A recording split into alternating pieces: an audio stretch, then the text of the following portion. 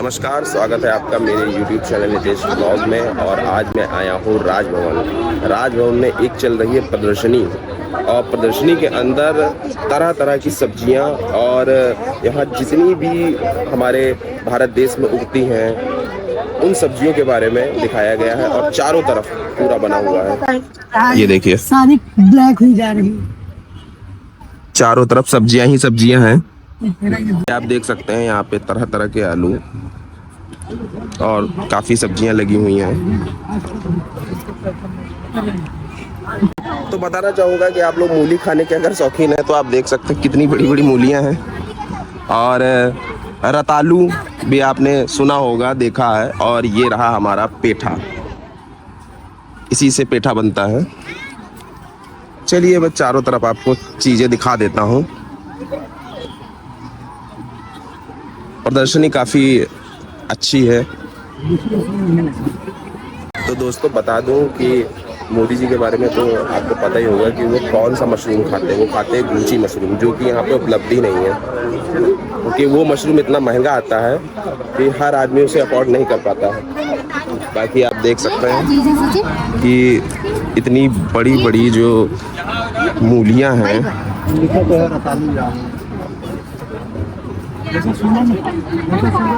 तो दोस्तों बताऊंगा कि ये प्रदर्शनी 3 दिन से लगी थी और आज इसका आखिरी दिन है, 8 फरवरी। तो जितने भी लोग हैं वो आप नेक्स्ट टाइम जब कभी लगेगा तब आइए और प्रदर्शनी देखिए। बाकी मैं आपको बाहर लेके चलता हूँ और भी काफ़ी चीज़ें अलग अलग तरीके से सजाई गई हैं, सब्जियों से, फूलों से। और आप ये देख सकते हैं कि इतना बड़ा कद्दू अगर आपने देखा है तो अच्छी बात है, और नहीं देखा है तो भी अच्छी बात है। चलिए आगे लेके चलता हूँ आपको। तो अभी आप लोगों ने देखा सब्जी के बारे में, अब मैं आपको दिखाऊंगा फूलों के बारे में। फूल बता दूं, जो फूलों में स्पीशीज होती है वो भी यहाँ पे उपस्थित है। हर तरीके का फूल है, ये आप देखिए। पापा के लिए कंटेंट शूट करना है। और यहाँ पे हर तरीके के फूल हैं। मैं नाम भी सबका नाम नहीं जान सकता हूँ, क्योंकि हर जगह नाम अलग अलग लिखा हुआ है। क्योंकि ज़्यादातर जो भारत में फूल चलते हैं वो ज़्यादातर गेंदा, गुलाब और आपका गुड़हल, अभी हम लोग शायद और ज़्यादातर जो है ये चलता है, इसको बोलते हैं गेंदा बोलते हैं। दोस्तों आप देख पा रहे हैं कि यहाँ पे बहुत ही प्यारी झांकी लगाई गई है और इसमें बंकिम चंद्र चटर्जी और रविंद्रनाथ टैगोर जी को यहाँ पे उपस्थित किया गया है मूर्ति के रूप में। बंकिम चंद्र चटर्जी के बारे में तो आपको पता ही होगा, जिन्होंने वंदे मातरम गाना लिखा। और सामने जो दिख रहे हैं रविंद्रनाथ टैगोर जी, इन्होंने राष्ट्रीय गान लिखा। तो दोस्तों बता दूं, यहाँ फूलों से निर्मित आकृतियाँ बनाई गई हैं। ये देखिए आप, नंदी जी बनाए गए हैं, सामने शिवलिंग बनाया गया है। दोस्तों बताना चाहूँगा, यहाँ पे अपने हिंदू रीति रिवाज को प्रमोट किया गया है। जैसा कि आप देख पा रहे हैं, ये मंडप बनाया गया है। मंडप में क्या क्या चीज़ें लगती हैं और क्या क्या मतलब काम होते हैं, चारों तरफ हर तरीके देख सकते हैं आप। सामने देख पा रहे होंगे कि किस प्रकार जो है ये यहाँ पे फूलों से बनाया गया है आर्ट। मैं आपको बता दूं, ये फूल जो है LDA वाले लेके आए हैं किस सभी विभागों से, रेलवे से, मुख्यमंत्री आवास से, और जहाँ जहाँ भी सरकारी आवास हैं उन सरकारी आवासों से ये सारे फूल उठा के लाए गए हैं। जैसा कि आप देख पा रहे हैं कि ये मुख्यमंत्री आवास से लाया गया है और यहाँ पे रखा गया है, देखिए। और आप देख पा रहे हैं कि यहाँ पे फूलों से, पत्तों से हमारा तिरंगा बनाया गया है, जीरो सिविक सेंस। अगर आप मथुरा जाते हैं तो वहाँ पे ये चीज़ आपको देखने को मिलती होगी, लेकिन यहाँ पे ही इस प्रदर्शनी में ही यहाँ पे वृंदावन, मथुरा पूरी तरीके दिखा दिया गया है। और गोवर्धन पर्वत को पकड़े हुए, रोके हुए अपनी उंगली पे। चलिए आगे लेके चलता हूँ आपको। भारत के नेचर को तो आपने देख ही लिया होगा, सब्जियां, फूल। और यहाँ पे एक प्रदर्शनी लगी हुई है कॉन्स्टिट्यूशन की, जो कि मैं आपको दिखाना चाहूँगा। ये हमारा कॉन्स्टिट्यूशन यहाँ पे रखा हुआ है, बनाया गया है, वही यहाँ पे दिखाया गया है। चलिए आगे लेके चलता हूँ मैं आपको। समुद्र में रहने वाले जो हमारे जीव हैं वो यहाँ पे उपस्थित हैं, फूलों के द्वारा बनाए गए हुए बनाए गए होंगे। और शायद अगर ये फ़ोटो आप देख पा रहे होंगे तो ये किस चीज़ की फ़ोटो है मैं बता दूं, ये एक मूवी है मोआना या मोआना करके है। उसी मूवी को दिखाया गया क्योंकि उस मूवी में समुद्र की सारे जीवों को दिखाया गया है।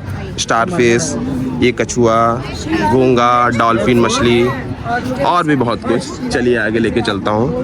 वृंदावन तो आपने पीछे देख ही लिया होगा और आप यहाँ देखिए, ये है मथुरा के कृष्ण जी यहाँ पे उपस्थित हैं। चलिए आगे लेके चलता हूँ मैं आपको और दिखाता हूँ प्रदर्शनी में क्या क्या चीज़ें रखी गई हैं। इस प्रदर्शनी में जो हमारे राष्ट्रध्वज है उसका जो विकास हुआ है वो किस प्रकार हुआ है मैं आपको दिखाना चाहूँगा। ये देखिए 1917, 1907, 1904, 1921, 1923, 1947 और लास्ट में जो मौजूदा झंडा है वो ये है। यहाँ पे मैंने आपको दिखाया फूलों के बारे में और सब्जियों के बारे में, और यहाँ पे कुछ जो जेली वगैरह होते हैं ये आप देख पा रहे हैं। 2 जार चटनी, आंवला का मुरब्बा और तरह तरह की चीज़ें यहाँ पे रखी गई हैं जो कि शायद लोगों ने देखी भी नहीं होंगी। चलिए आगे लेके चलता हूँ और बताना चाहूँगा यहाँ पे अचारों का स्टॉल लगा हुआ है और मुझे एक पेन मिल गया, मैं आगे रख दूँगा। अचार है, तरह तरह का अचार है जो कि हम लोगों ने थोड़ा बहुत अचार खाया होगा। अचार एक ऐसी चीज़ है जो कि इंसान खाने के वक्त खाता जरूर है, इसीलिए अचार को थोड़ा प्रमोट किया गया है यहाँ पे। शहद और पान के पत्ते का भी यहाँ पे स्टॉल लगा हुआ है। चलता हूँ मैं आपको। पेशावरी पान, बंगला पान, कलकतिया पान, बनारस पान, सौफिया पान, तरह तरह के पान। ये देखिए आप पान, और यहाँ पे शहद, जो कि आप लोगों ने शहद नॉर्मल शहद देखा होगा, लेकिन यहाँ पे तरह तरह का शहद है।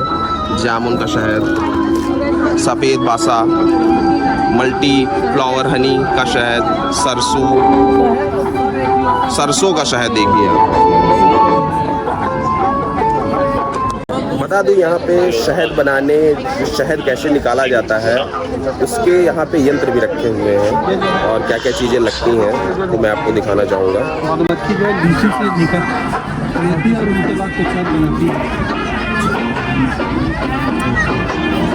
शहद इन सब यंत्रों से निकाला जाता है।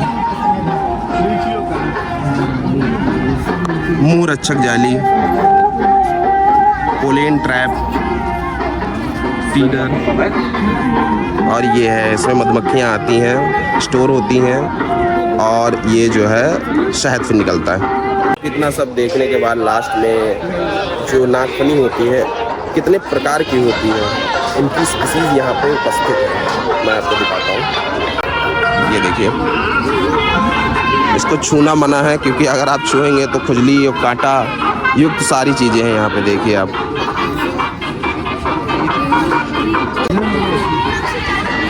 ये सब भोला नर्सरी से आया हुआ है। इतना सब देखने के बाद लास्ट में जो है फूलों की प्रजातियां यहाँ पे आई हैं, और आप देख सकते हैं ये सभी फूल यहाँ पे तरह तरह के फूल, लाल, गुलाबी, हरा, नीला। ये देखिए आप, यहाँ पे भी फूल जो है, फूल और सब्जी को दिखाते हुए मैं अब आया हूँ फल की ओर, जो कि आप देख सकते हैं यहाँ पे तरह तरह के फल रखे हुए हैं। पपीता रखा हुआ है और केला रखा हुआ है। आगे लेके मैं चलता हूँ आपको। यहाँ पे रखा हुआ है कैथा और बेल, संतरा, नींबू। फिलहाल तो ये सब हम लोग खाते पीते रहते हैं और ये सब यहाँ पाया जाता है ज़्यादातर, लेकिन बाहर की जो चीज़ें हैं वो मैं आपको दिखाऊंगा। ये सब ड्रैगन, इसको बोलते हैं ड्रैगन फ्रूट। ये है आपका रसभरी, और ये रहा स्ट्रॉबेरी। और इतना सब दिखाने के बाद मैं आपको लेके आया हूँ राजभवन के, जहाँ पे हमारे राज्यपाल जी बैठते हैं। राज्यपाल तो आपको पता होगा कि आनंदीबेन पटेल जी हैं और यहीं ये उनका आवास है और इसी आवास के अंदर ये प्रदर्शनी लगी हुई है, ये आप देख सकते हैं। चलिए आगे लेके चलता हूँ। राजभवन बहुत प्रचलित है, लखनऊ का राजभवन, और यहाँ की जो आनंदीबेन पटेल राज्यपाल हैं, प्रदर्शनी देखने के बाद मैं यहाँ गार्डन में घूमने आया था। यही गार्डन बना हुआ है और बहुत ही अच्छा बना हुआ है। जहाँ पे आप देख सकते हैं, यहाँ पे जो राशि होती है राशि के हिसाब से जो है पेड़ लगा हुआ है। धनु, कदम्ब, शनि, शमी, है ना, ये देखिए मेरा आ गया वृश्चिक।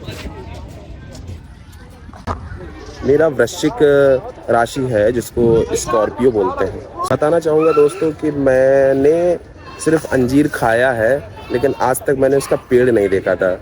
और ये पेड़ राज्यपाल जी के आवास पे स्थित है। ये देखिए, ये है आपका अंजीर का पेड़ और यहाँ पे बैठे हुए हैं हमारे भाई आदित्य गौतम। आदित्य गौतम जी से एक सवाल पूछना चाहूँगा कि आपकी राशि कौन सी है? मेष राशि है। हम अशोक वाटिका में बैठे हुए हैं अभी, जहाँ सीता जी बैठी थी एक समय पर। पूर्वा पाठा। आप यहाँ पे आए हैं और यहाँ पे आपने देखा ये अंजीर का पेड़, ये पहली बार देखा है कि इससे पहले आप देख चुके हैं? मैं बताना चाहूँगा आदित्य इसलिए देख चुके हैं क्योंकि ये बॉटनी के स्टूडेंट रह चुके हैं और इन्होंने तरह तरह के पेड़, जीव जंतु, और आप जानते हैं बॉटनी में क्या क्या चीज़ें होती हैं। बीएससी किया ना? तो बीएससी किया है भाई ने अपने, तो उन्होंने सारी प्रजातियाँ, सारे स्पीसीज सब कुछ देख चुके हैं। बाकी मैंने नहीं देखा था अंजीर का पेड़, मैं दोबारा दिखाना चाहूँगा। और मैं आगे लेके चलता हूँ, मैं आपको अंजीर भी दिखा देता हूँ कि उसका फल कैसा होता है। ये देखिए, ये है अंजीर का फल, इसी के अंदर अंजीर होती है। चलिए लेके चलता हूँ। आदित्य भाई अपने कुछ कहना चाह रहे थे, मैं दोबारा कंटिन्यू करता हूँ उनके पास। जी आदित्य जी कुछ बता रहे थे आप? बता रहे कि हम लोग वहाँ भी गए थे, हम लोग नेचर से बहुत टच में। अस्मित हम लोग कहाँ गए थे भाई? जहाँ पेड़ खूब लगे हैं? नहीं, जहाँ पेड़ लगे हैं खूब। नहीं, जहाँ रहीमाबाद फार्म है।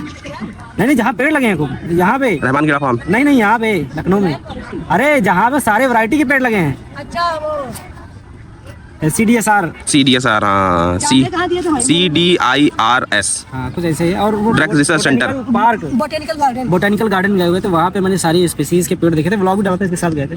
तो मैं क्या हूँ, मैं व्लॉगर नहीं हूँ, तो मैं एक्सपीरियंस करने आता हूँ चीज़ें। मुझे वीडियो बनाने से कोई मतलब नहीं है। आप लोग व्लॉग बनाते हैं, मैं देखता हूँ क्या है और पढ़ने की कोशिश करता हूँ, लोगों के बिहेवियर को समझने की कोशिश करता हूँ कि आसपास का घर खुला है आज अगर, तो फिर यहाँ पे लोग कैसा बिहेव कर रहे हैं, नए नए चीज़ जैसे लोग आए हैं वो मैं समझने की कोशिश करता हूँ। बाकी मेरा कोई व्लॉगिंग का मतलब नहीं है।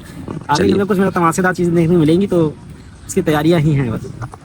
जैसा कि बताना चाहूँगा, आदित्य ने अपनी बात को स्पष्ट रूप से कहा और उन्होंने सही समझाया कि ये यहाँ व्लॉगिंग करने नहीं आए, यहाँ पे राज्यपाल के घर के अंदर फील करने आए हैं कि यहाँ चीज़ें कैसी होंगी। क्योंकि हम लोग तो कभी आज तक ज़िंदगी में मैं तो कभी नहीं आया हूँ और हम तीनों लोग आए हुए हैं, कोई भी राज्यपाल के आवास पे अभी तक नहीं आया। अब कुछ दिन बाद मुझे लगता है कि मुख्यमंत्री आवास में भी प्रदर्शनी होनी चाहिए, क्योंकि उसके अंदर का भी हम लोगों को नज़ारा देखना चाहिए।